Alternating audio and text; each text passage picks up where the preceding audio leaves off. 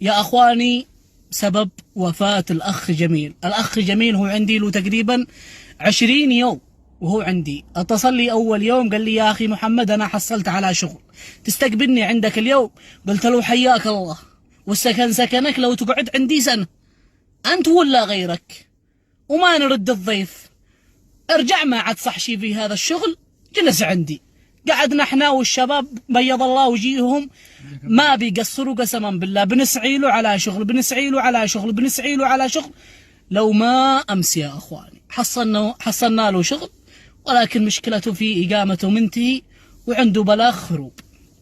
ولا جميل ال20 اليوم هذا وهم معي ما بيفارقني الا امس.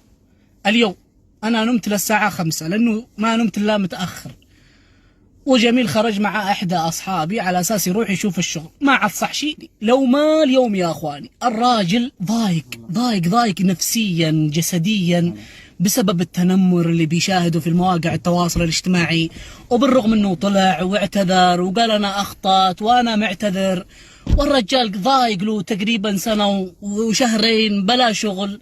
يعني حسوا مثل ما انت بتضيق هو كذلك بيضيق.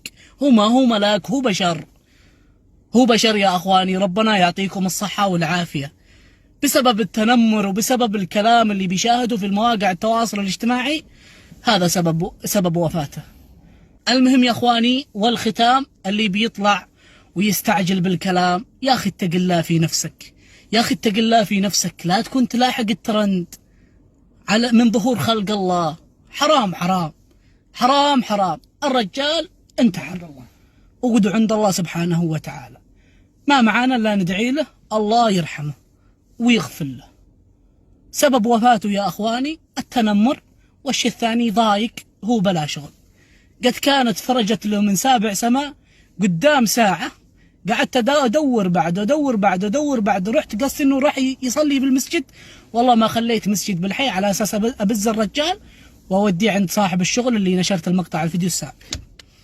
ما جينا ولا قد الرجال يعني ميت. الله يرحمه ويغفر له، وحسبنا الله ونعم الوكيل. دعوا له يا اخواني، دعوا له. الله يرحمه ويسكنه في جناته يا رب. الله المستعان.